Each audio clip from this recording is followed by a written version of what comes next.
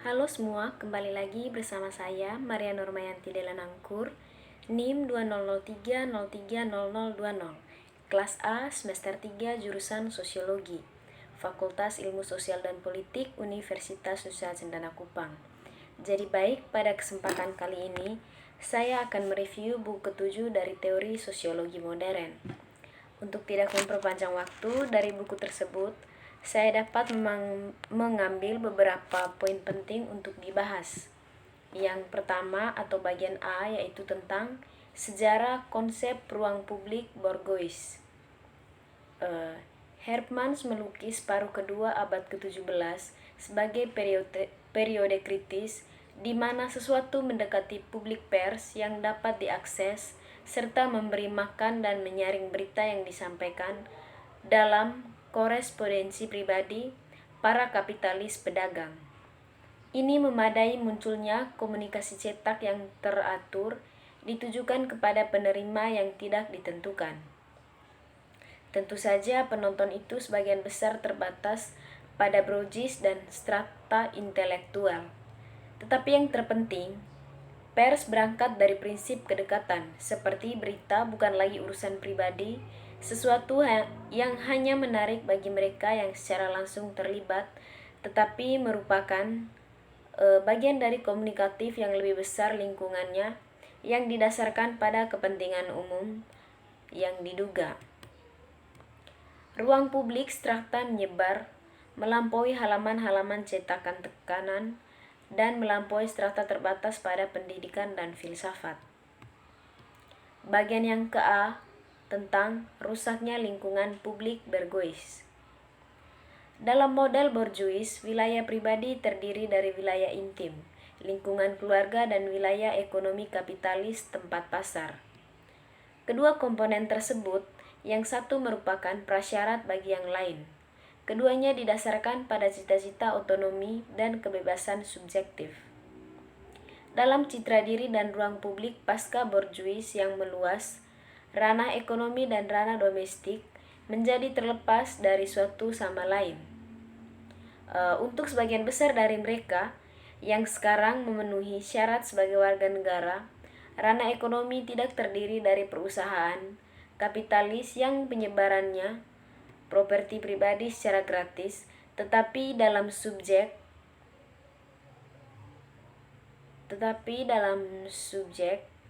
suatu objek atau dunia kerja. Di bawah kapitalisme liberal, kehidupan keluarga bourgeois seharusnya dibebaskan dari ranah produksi material.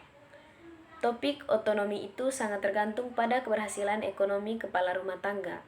Namun, di bawah kapitalisme terorganisir, kehidupan keluarga membutuhkan pada hubungan yang berbeda dengan bidang ekonomi. Keluarga dimulai memberikan jalan kepada individu sebagai unit ekonomi dasar. Bagian yang ke-B, publikasi kritis dan kapitalisme terlambat. Pernyataan Habermas yang terpisah-pisah menunjukkan ambivalensi yang agak menyakitkan daripada sikap nostalgia terhadap model bourgeois dan pemisahan ideal antara publik dan privat. Di suatu tangan, jika otoritas publik dapat dipahami secara realistis, hanya sebagai hasil dan kepentingan pribadi yang saling bertentangan, di mana apa yang disebut sektor publik juga terlibat. Jadi kebalikannya, swasta lingkup masyarakat sipil memang harus menanggung jejak intervensi publik. Bagian yang kedua yaitu atau bagian B tentang pengujian diskursif ruang publik dan kritiknya. Bagian yang pertama atau A, pelajaran dan sejarah. Penekanan Habermas pada kelompok sosial yang sangat spesifik atau laki-laki, kelas pemilik properti tidak diragukan lagi terkait dengan penekanannya pada formasi sosial baru kapitalisme modern dan yang baru hubungan antara negara dan masyarakat, politik dan ekonomi yang diwujudkan. Maka sah untuk dipertanyakan apakah atau tidak narasi Habermas menanggung beban penutup sejarah itu yang telah diajarkan oleh pemikir post-Marxis kepada kita untuk diasosiasikan secara reduktif, pembaca secara ekonomis. Pertanyaan metodologi seperti itu berhubungan tidak hanya dengan perang yang dimainkan oleh kelompok sosial selain laki-laki borjuis, tetapi juga untuk peran dinamika sejarah selain apa Marx melihat sebagai raksasa self-propelling akumulasi kapitalis, dan David Zeret berpendapat bahwa Habermas melihat sebagai penjelasan yang gagal sebagai dinamika sejarah yang meskipun terkait erat dengan ekonomi kapitalis tidak dapat direduksi ke dalamnya. Perkembangan teknologi percetakan massal, perkembangan religi setelah reformasi, perkembangan keilmuan, dan antroposentris pandangan dunia dengan kata lain, yaitu aspek-aspek modernitas yang ambil bersama-sama dimaksudkan ke dalam peningkatan kepercayaan diri dan otonomi borjuis memang tidak memiliki posisi menonjol yang sesuai dalam narasi transformasi struktural. Bagian B, kesetaraan dan emansipasi.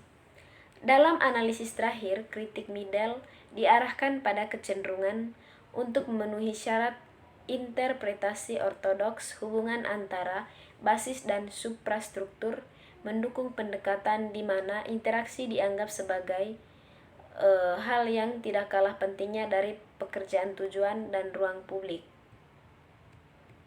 Gagasan tentang ruang publik yang didemokratis adalah konsep yang penting untuk menganalisis kemungkinan dan tantangan sosial progresif perubahan yang kurang dalam versi historis Marxisme. Bagian yang ke-C, rasionalitas dan embodiment. Rasionalisme Habermas memang menjadi target banyak kritikus. Sebagian besar beroperasi pada tingkat filsafat normal. Di sini saya akan fokus pada dua kritik yang melibatkan lebih langsung dengan politik dan ruang publik. Keduanya menghubungkan pertanyaan tentang rasionalitas dengan dorongan borjuis menuju pelepasan tubuh. Tempat istimewa dari kata tercetak dan prinsip ketidakpedulian terhadap identitas keduanya menggarisbawahi hubungan ini tentang rasionalitas dan tanpa tubuh.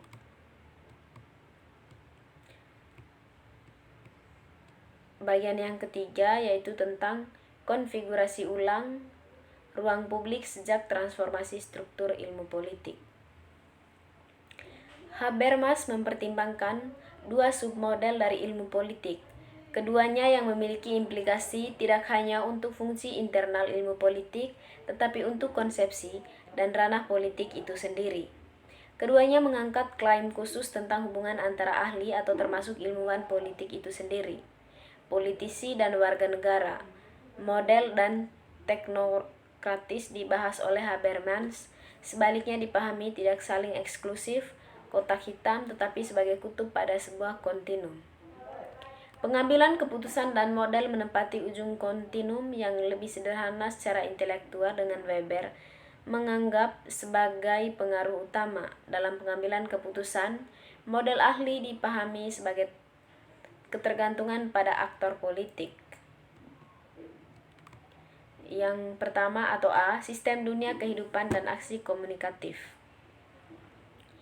Marxisme dan fungsionalisme deterministik. Di satu sisi dengan pendekatan aksi, teorik, karakteristik sosiologi Weberian, hermeneutika, dan fenomenologi di sisi lain. Perkembangan masyarakat modern dapat dipahami sebagai suatu proses rasionalisasi progresif. Tetapi wawasan ini tergantung pada hal tertentu tentang konsepsi rasionalitas. Tindakan bertujuan rasional atau strategi dibuat sinonim dengan rasionalitas itu sendiri dalam banyak teori sosial, termasuk Marx, pendekatan Weberian, tulisan-tulisan Francis Cole, dan Michel Foucault. Tapi ini satu-satunya akun sisi rasionalitas. 3 model dimensi Habermas bukan hanya mempertimbangkan kemungkinan merasionalisasi ekspresi dan estetika dan tindakan dramaturgi dalam batasan ketat atau prosedur pengertian yang telah kita bahas di bagian yang pertama tadi. Yang ke B, politik orang lain. Pergeseran etika budaya dalam tulisan-tulisan Habermas belakangan tidak berdampak pada interpretasi masalah politik kontemporer, tetapi pada satu teori kritis itu sendiri. Habermas telah memberikan yang menarik argumen terhadap implikasi nihilistik dan relativistik, dan giliran post-strukturalis dalam teori kritik. Tetapi Habermas telah berjuang untuk membangun universalis dasar untuk teorinya sendiri tentang rasionalitas komunikatif tanpa terjerumus ke dalam pemikiran metafisik. Meningkatnya proyek awal untuk menjelaskan apa yang disebut manusia emansipatoris, kuasa transendental, beralih ke pragmatik universal sehari-hari komunikasi. Dalam teori tindakan komunikatif, Habermas menyimpulkan dengan mengajukan masalah perceraian antara moralitas dan hukum sebagai yang terakhir mengambil fitur sistem semantik juridifikasi. Di dalam dua kumpulan esai berikutnya antara fakta dan norma, masalah ini menjadi permulaan titik dalam masyarakat modern yang kompleks. Hukum tidak pernah bisa diidentik dengan moralitas karena wacana hukum juga melibatkan empiris dan aspek pragmatis dan etis, serta isu-isu yang berkaitan dengan keseimbangan kepentingan yang adil terbuka untuk kompromi. Baik, itu saja materi yang dapat saya jelaskan dari buku ke-7 Teori Sosiologi Modern. Sekian dan terima kasih.